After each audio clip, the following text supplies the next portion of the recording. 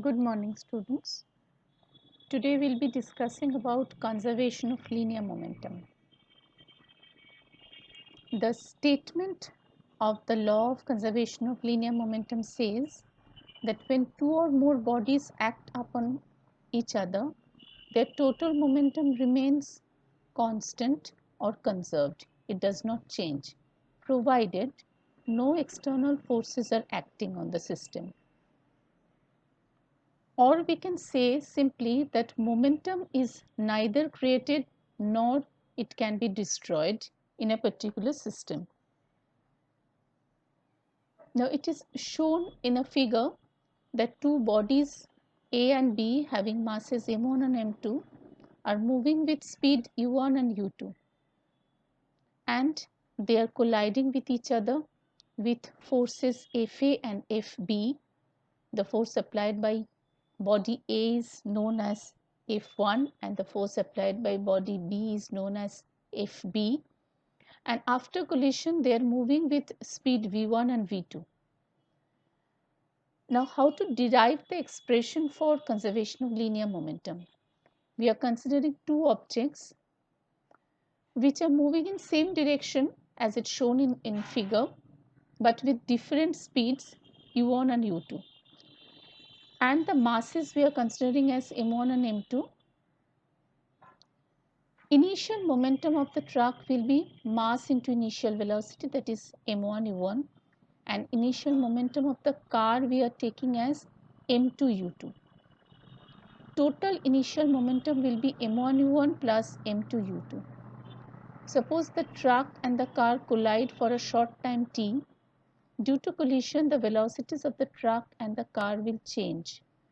Let the velocity of the truck after collision be v1 and the velocity of the car after collision be v2. So, total final momentum will be m2 v2 and plus m1 v1, because the final momentum of the truck will be m1 v1 and final momentum of the car will be m2 v2. We are adding them to get the total final momentum. Suppose the truck and the car collide, and the truck exerts a force F1 on the car, and in turn the car exerts a force F2 on the truck. We'll now find out the values of the forces F1 and F2. When the force F1 on the truck acts on the car for time t, the velocity of the car changes from u2 to v2. Note it that when we are talking about the force exerted by the truck, that is F1, we are using the corresponding parameters of car, that is u2 and v2, because force F1 is acting on the car, not on itself, because the force has to be an external force. So the acceleration produced in the car A2 is equal to v2 minus u2 by t. As we know, force is equal to mass into acceleration. F1, that is the force exerted by the truck, will be equal to mass of car into acceleration of car, that is m2 into a2. Or we can write it as F1 is equal to m2 into v2 minus u2 by t. Similarly, according to Newton's third law of motion, an equal and opposite force is exerted by the car on the truck, and that force is named as F2, and it is producing an acceleration a1 in the truck, and because the velocity of the truck is changing from u1 to v1 in time t seconds. So acceleration a1 is equal to v1 minus u1 by t, as force is equal to mass into acceleration. F2 is equal to m1 into a1, or F2 is equal to m1 into v1 minus u1 by t. So this is the force exerted by the car on truck.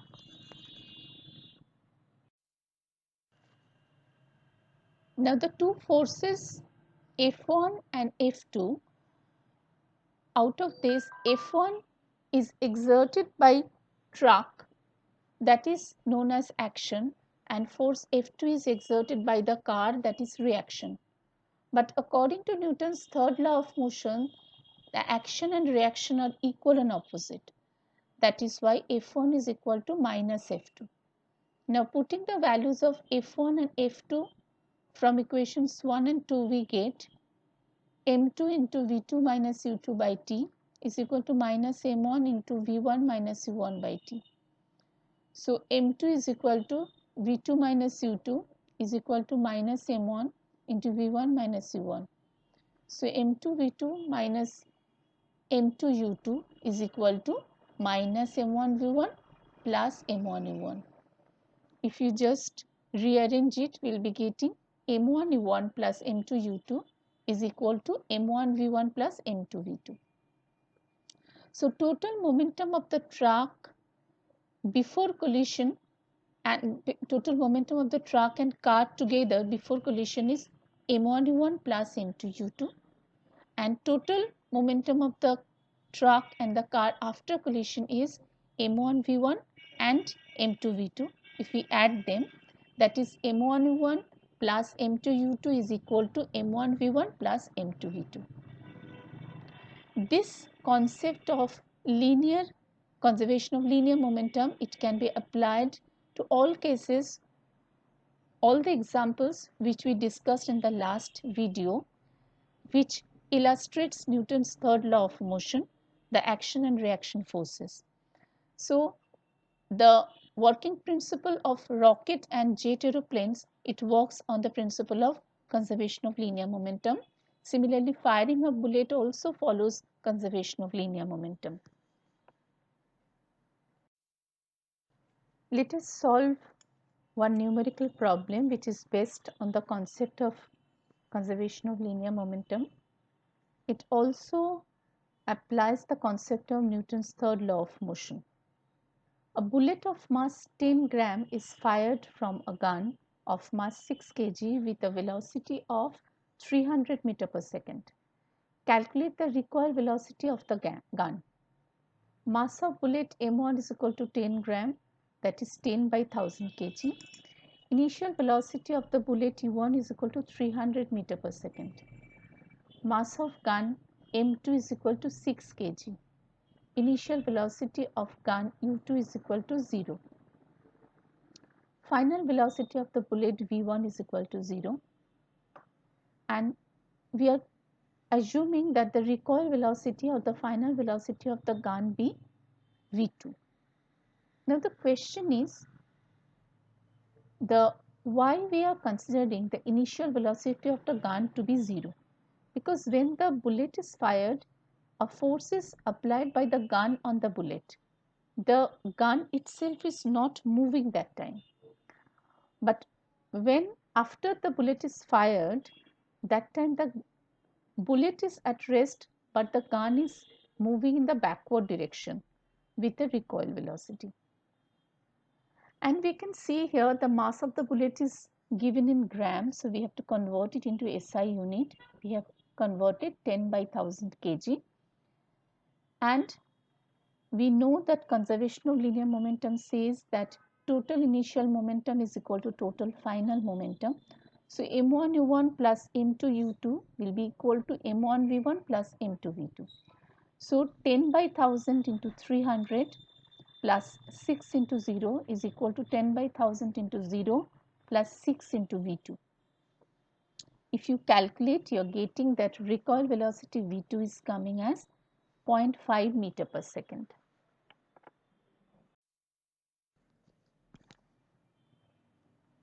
Second sum, a car A of mass 1500 kg travelling at 25 meter per second collides with another car B of mass 1000 kg travelling at 15 meter per second in the same direction. After collision, the velocity of car A becomes 20 meter per second, and we have to calculate here the velocity of car B after the collision.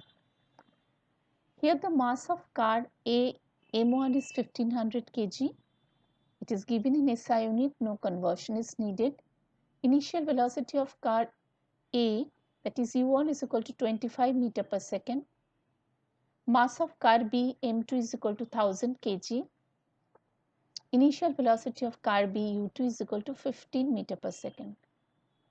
Final velocity of car A V1 is equal to 20 meter per second, and we have to calculate the final velocity of car B. We are assuming it to be V2. Applying the law of conservation of linear momentum, total initial momentum is equal to total final momentum. M1 U1 plus M2 U2 is equal to M1 V1 plus M2 V2. 1500 into 25 plus 1000 into 15, that is equal to 1500 into 20 plus 1000 into V2. So we are calculating this, and final velocity of car B is coming as 22 meter per second.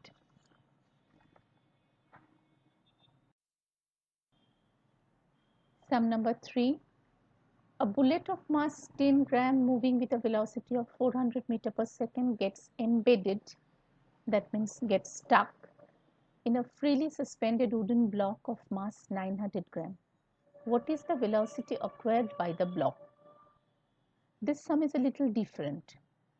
Here the mass of the bullet M1 is 10 gram, that is converted to 10 by 1000 kg.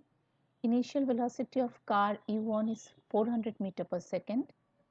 Mass of the wooden block is 900 gram. Once again it needs to be converted to SI unit. So 900 by 1000 kg. Initial velocity of the wooden block U2 we are taking as 0, because before the bullet hit the target, the wooden block was at rest. Now here we will not take V1 and V2, two different final velocities for bullet and target. Why? Because it is said the bullet gets embedded or stuck into the wooden block. So as it is stuck into the wooden block, so what happens? They are moving with a common velocity capital V. So applying the concept of total initial momentum is equal to total final momentum. M1 U1 plus M2 U2 is equal to M1 V1 plus M2 V2. So we can write it as M1 U1 plus M2 U2 is equal to M1 plus M2, that is into capital V. Capital V is the common velocity of both the bullet and the target. Substitute the value, we get 10 by 1000 into 400 plus 900 by 1000 into 0, that is equal to 10 by 1000 plus 900 plus, by 1000 into V. So 4 plus 0 is equal to 910 by 1000 V. V is equal to 4.39 meter per second.